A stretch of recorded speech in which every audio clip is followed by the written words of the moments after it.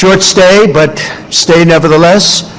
Then you're going over to Congress, and you're going to make a speech that's going to make everybody very envious of that beautiful accent of yours.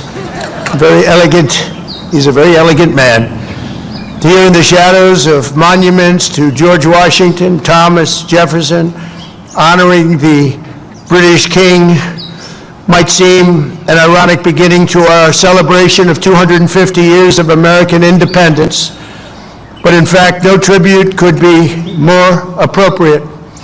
Long before Americans had a nation or a constitution, we first had a culture, a character, and a creed.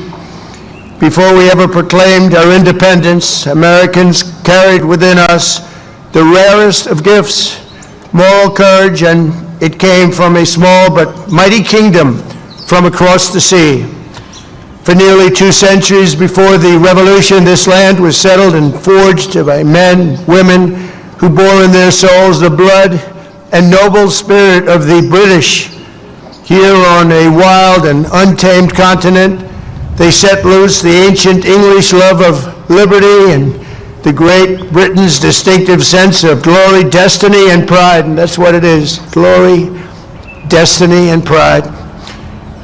The American patriots who pledged their lives to independence in 1776 were the heirs to this majestic inheritance. Their veins ran with Anglo-Saxon courage, their hearts beat with an English faith in standing firm for what is right, good, and true.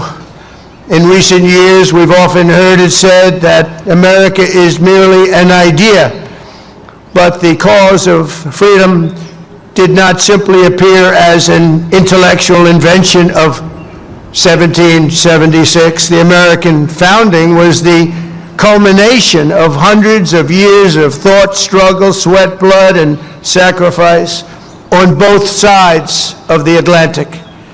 Fate drew a long arc from the meadow at Runnymede to the streets of Philadelphia that ran through the lives of people born and bred on the British code that no man should be denied either justice or right.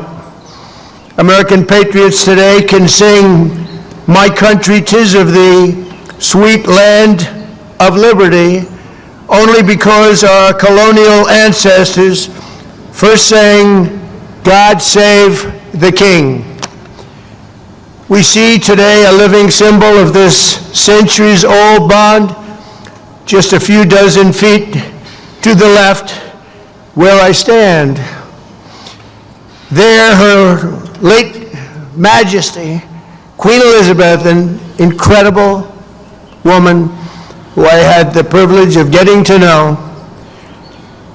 Queen Elizabeth II, very, very special woman who is very greatly missed on both sides of that mighty Atlantic, long ago planted a young tree. It was a very young and beautiful tree, and look at it now. It's tripled in size and tripled in strength, very much as our nations have even more than tripled. Like our nation itself, it was laid with British hands but grew in American soil. Today it stands tall and proud, reaching ever higher. And this morning it reminds us that the mightiest of trees, like the greatest of nations, must be anchored by the strongest and deepest of roots. In the centuries since we won our independence, Americans have had no closer friends than the British. We share that same root. We speak the same language. We hold the same values. And together our warriors have defended the same extraordinary civilization under twin banners of red, white, and blue.